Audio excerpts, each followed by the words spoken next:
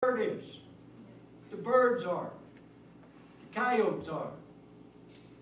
In fact, during the millennium period, Isaiah talks about that, where the lion's going to lay down with the lamb. Now they're enemies.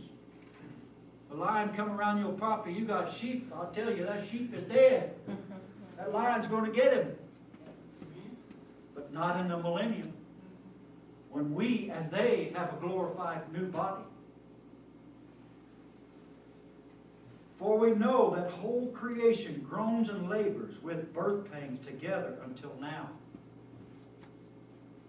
And not only they, but we also, who are the first fruits of the Spirit, even we ourselves groan within ourselves, eagerly waiting for the adoption of what?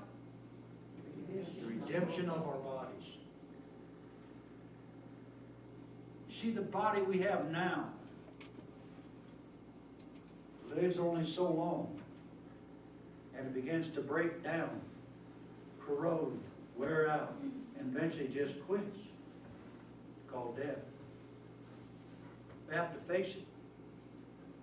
Paul says, to be the new glorious man, you have to die the old man. And it has to be buried. And then God's going to raise that dishonored body now in glory. In a glorious body. What else does he say? It's sown in weakness. In other words, it's buried, dies in weakness. But it's raised in power. That's an awesome thought. That body, makes me think of Superman. I don't need a cape, but I'm going to be able to fly pretty fast. I can come from heaven to earth just like that in the twinkling of an eye. That's awesome.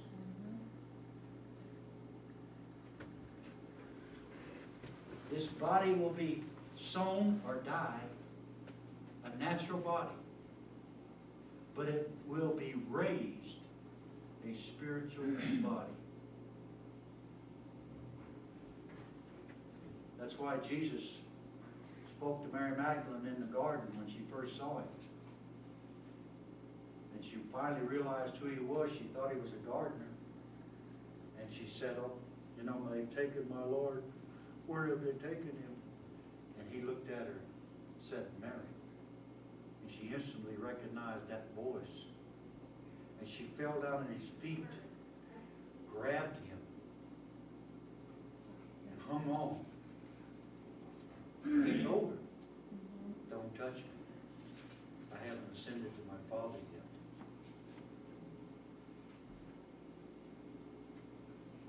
yet. Then, that evening, he was in his glorified body. When he came through the walls to meet the disciples. We die a natural body, or raised in a spiritual body. That's why Paul says that flesh and blood cannot inherit the kingdom of heaven. There has to be a change. We have to die first to the natural to live in the spiritual.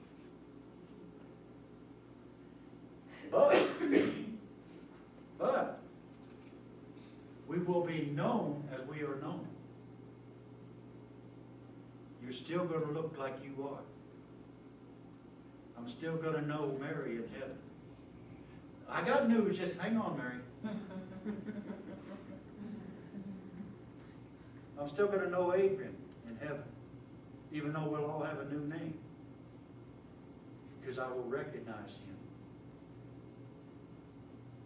That's what John talked about. When we see him, we'll be known. Paul talks about the same thing. Now we look through a glass darkly or dimly, but then when we see him face to face, we will be known as we are known. You'll recognize your mother, your father, your grandma, your kids, whoever's there. You'll know them for who they are. But here's the secret.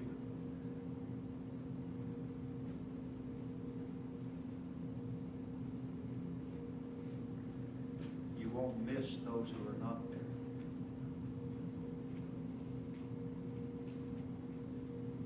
there. And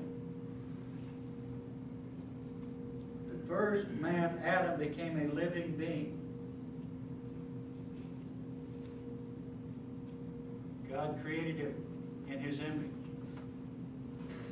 But the second Adam, that's Christ, became a living spirit. The spiritual was not first, but the natural man.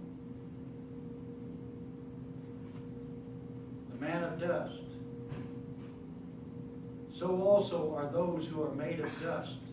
And as is the heavenly man, so also are those who are heavenly. We will be changed in a moment, in a twinkling of an eye. And yet, as we sung this morning about man, God and man at tables has sat down, you know you're still going to eat.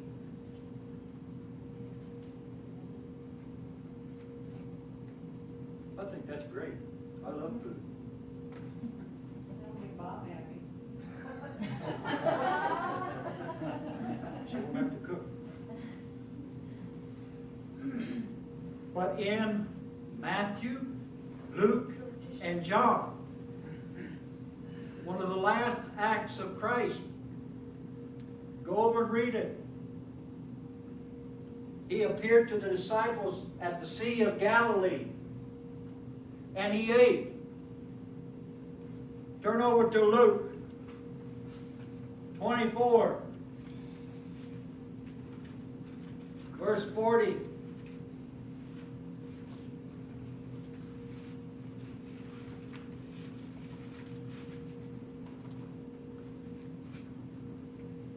He appeared to His disciples, and when He had showed them His hands and His feet, but while they did not believe for joy and marveled, He said to them, "You got anything here to eat?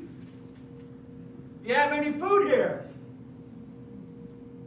So they gave Him a piece of broiled fish and some honeycomb, and He took it and ate it.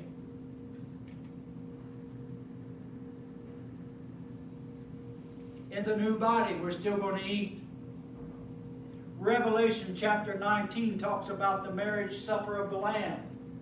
It's going to be the biggest feast you ever been to. I believe there's going to be everything imaginable there to eat, prepared especially for the bride of Christ. You know, when we get our daughters married, we have this little ceremony.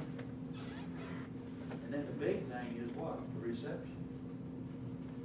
That's what it costs. We want the best. Some people cater it. Have special chefs come in and cook all of this food. And everybody sits down and fellowships and eats till they're full. Biggest feast of a marriage is going to be in heaven. The marriage supper of the Lamb. You going to be a part? I intend to be a part. We will still eat. John 21, verses 10 through 12. Said Jesus appeared the third time to the disciples down on the Sea of Galilee. They were fishing. They hadn't caught anything. He told them to throw the nets on the right side. They pulled in 153 fish, dragged it over on shore. Guess what? The Lord was already boiling fish and had bread.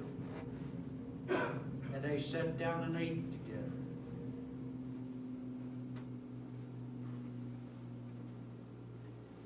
I think that's good, don't you, Adrian?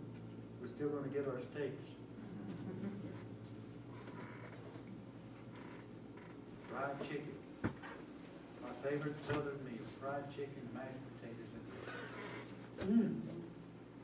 My wife makes it good.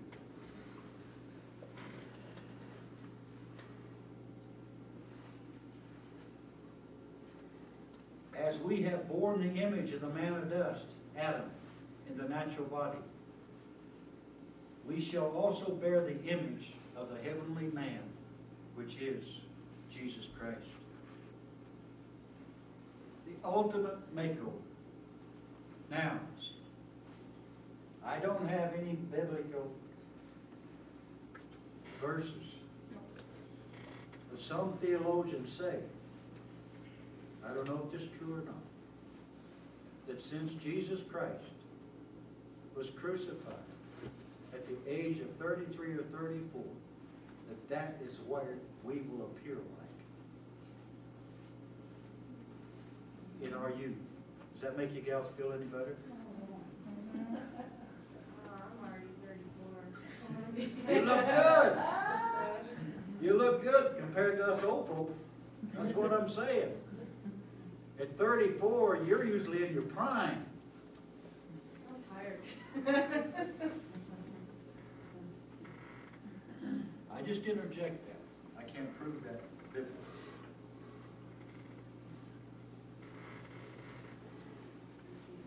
Whatever, I can guarantee you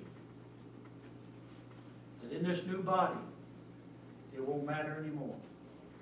You're going to be shining just like Christ. You remember when he went up on the Mount of Transfiguration, took Peter, James, and John with him, and he was transformed before their very eyes. It said even his clothes had a radiant glow about them. And Moses and Elijah appeared there talking with him. And I assume they was talking about his death that he was going to have to face very shortly.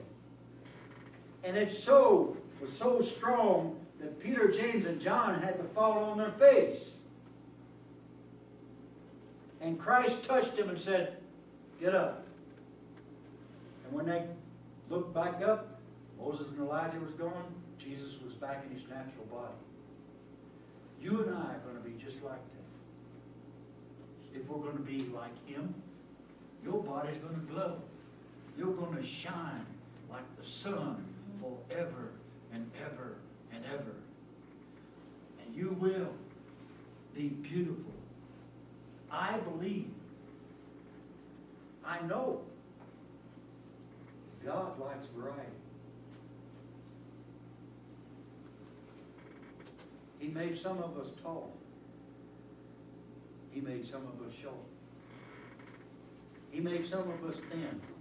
He made some of us robust. God likes variety. Look around you what he created. The thousands upon thousands of varieties of plant life and animal life before he made you and I and put us here amongst it. There was little bugs that man couldn't even see for centuries until along came the microscope. God created all of it. He loves variety. I don't know about y'all, but I love his creation.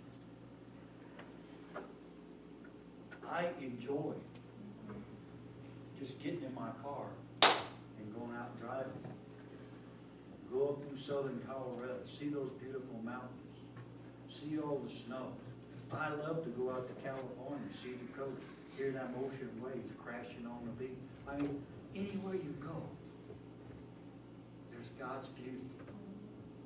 It's different in this area, it's different in that area, it's different down in Florida, different in California, it's different in Minnesota, but it's all beautiful.